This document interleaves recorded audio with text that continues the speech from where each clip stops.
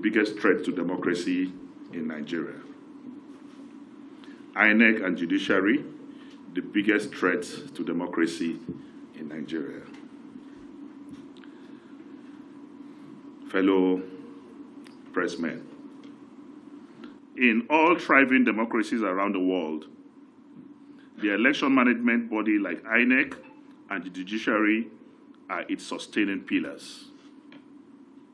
The constitutional duty of INEC is to conduct periodic, free, fair, and credible elections and declare the popular will of the people as expressed through the ballot, but at moments, election results are not written and prepared before election day. Sorry, I take that again. The constitutional duty of INEC is to conduct periodic, free, fair, and credible elections and declare popular will of the people as expressed through the ballot, but at the moment, election results are now written and prepared before election day under Professor Mahmood Yakubu. The judiciary is supposed to be the last line of defense of democracy and the rule of law. But the tragedy today is that the judiciary over the years have not lived up to the expectation fully on matters of electoral justice. Worse still, it has now been captured by APC, and it's now the weakest link for the subversion of democracy in Nigeria. What a disgrace and shame to the largest black race of the world. A democracy without a rule of law and a courageous judiciary has in it an inner virus that will lead to its destruction. The common saying that judiciary is the last hope of aggrieved citizens is now an empty slogan, because the judiciary is truly now the lost hope of the people of Nigeria. That is why I, Dino, Melaye, will not dignify a captured judiciary that is now a department of APC by filing a petition over Kogi State's governorship elections that majority of the results were pre-written before the election day by INEC officials. Under the most corrupt chairman, Professor Mahmood Yakubu, the most pernicious, odious vermin that ever presided over election management body in Nigeria. I repeat, Mahmood Yakubu is the most pernicious, odious vermin that ever presided over the election management body in Nigeria, INEC. Why should any responsible Nigerian go to the tribunal when APC has captured the judiciary and their members, that's APC members, openly boast at rallies about their control of a corrupt judiciary of cash and carry? Why should other political parties and Nigerians participate in future elections with the conclusion of grip and total control of INEC through the appointment of APC card-carrying members as commissioners into INEC, who will recruit ad hoc staff, APC supporters, as pools officials? All recognized individuals of proven integrity from south and northern parts of this country, applauded by Nigerians for their commitment to credible elections as commissioners, have all been eased out of INEC. The way the so-called State Independent Electoral Commission, SIEC, is constituted by governors with party members and supporters is what is happening now. So that means what is happening in SIEC is exactly what is now happening with INEC at the national level. It's constituted by governors with party members and supporters is what is being replicated by this administration with INEC at the federal level. No more elections like local governments, but pure writing of results before elections as done in Kogi and Imo states. A typical example is what I will show you now. This is certified true copies. So when SDP was shouting all over the air that they need INEC and they need the tribunal to give them order for INEC to release documents to them, we got these documents last week. And they are certified true copies by INEC. This is the certified true copy of the Kogi State election on the 11th of November. This is certified true copies of the presidential election in February. What I want to do here is that we have certified true copies of all the documents, including the registered the voters register, all certified by INEC, and these documents are available with us. I want to say that voters registration ended in November last year, 2022. That means from November last year, there is no voter registration. This is certified true copy from INEC of the results of the presidential and National Assembly elections in February this year. As at that time, number of registered voters on these certified true copies showed that in Adavi local government, 114,046 registered voters. Showed that in Ajakuta local government, 84,614. Showed that in Okene local government, 140,452. That's the registered voters as at February, as imputed on this certified true copy of INEC results for the February election. But in the certified true copy for the November election, you will note that registration of voters stopped in November 2022. So what we were given in February 2023 on this certified true INEC document is what I read. But on the same INEC certified results of the 2023 November 11 governorship election, the number changed when voters registration already ended last year. On the face of this document now, for the November 11th election, you remember I said it was 114,046 for Adavi, but in this document, it's now 114,663 inflated. In Ajakuta local government, for example, in February, voters registration was 84,614, while in the November election is 96,504, an increase of over 8,000. In Okehi local government, the same thing.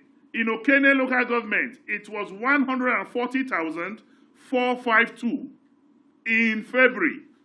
But in November election, Okene was inflated to 151,242, an inflated number of 110,987, and this was done in 17 local governments. So the question is, if voters registration ended November last year, and the February results showed the number of registered voters as at February this year, where did the additional figures inflated in November came from? After all, there's been no voters registration since November last year.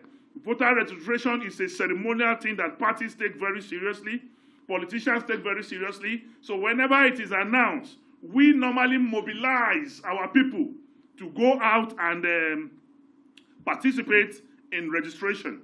The last time such exercise took place was in November 2022. But because they have increased or allocated votes that were beyond the registered voters, so they had to up the registered voters up to justify.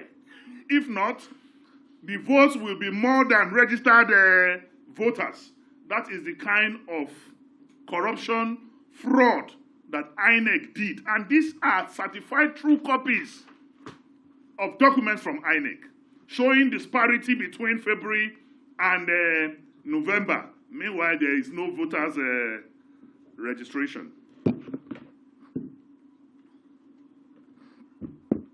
What future do we have of democracy when the judiciary is captured doing the bidding of APC, as the world is seeing happening across Nigeria, wherein judiciary is now used to overturn the people's verdict for APC in Kano, Nasarawa, Plateau, Zamfara, and many more states in the days ahead.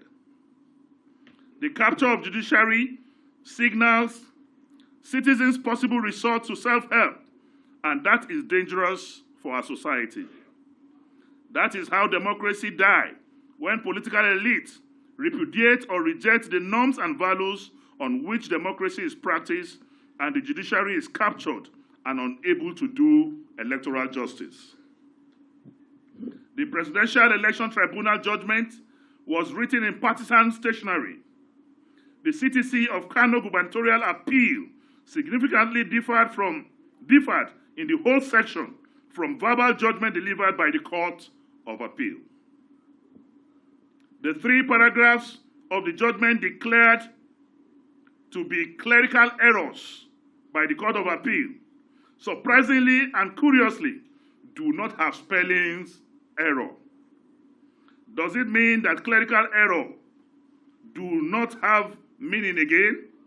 Because if you say something is a clerical error, and in the 3 paragraphs, no single spelling error, as the definition for clerical errors changed, we all know that it is easier to recite after taught judgments than to rewrite well-considered written judgments. And this is actually a big shame. You can see that Labour Party have no judgment. The Labour Party cried out yesterday that they were not given any judgment. They asked for judgment, and they said the judgment of the PDP will suffice. And it is laughable that in my elementary knowledge of law as a law student or a graduate of law, I know that grounds, when you make your grounds for submissions or issues that you raise in your submissions are questions, and we're taught in law that those questions for determination must be answered by the courts. But because the courts cannot, in their good consciences, or the judges or justices cannot, in their good consciences, answer those questions raised by Labour, that is why there's no judgment. What are the issues raised? One of those issues is, how did the picture of a lady appear on the server of INEC instead of posting result sheets? You posted picture. It's a question for determination. And that question has not been answered. And it is a norm, it is a practice, a convention, that questions for determinations, issues raised, must be answered.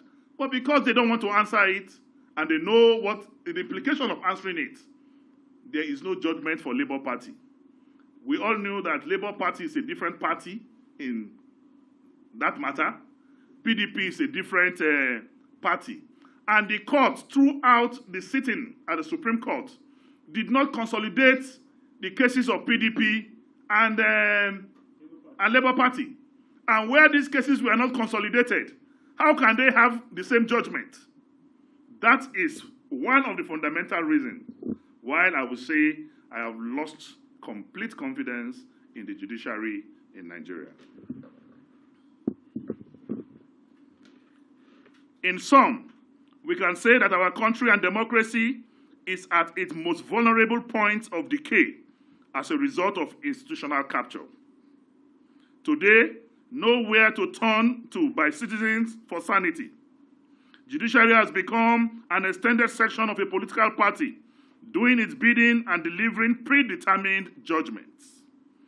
The fingers of providence will continue to write its verdict on the walls of our judiciary as the biggest threat to the survival of democracy in Nigeria. We are at terrible situations that led St. Augustine to declare that a country is nothing but a band of rogues without the rule of law. The judiciary has lent itself to APC capture, and it has become the instrument of partisanship. INEC and Judiciary in particular have betrayed Nigerians and dashed their hopes and aspirations of democratic ideals through judicial sabotage.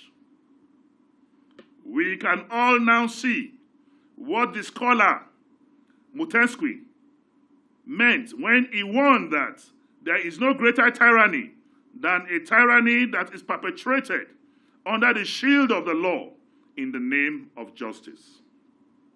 Conclusion. Fellow Nigerians and gentlemen of the press, in the light of the foregoing, I, Senator Dino Melaye, have decided in good conscience not to submit myself to the judiciary that has become an instrument of political tyranny.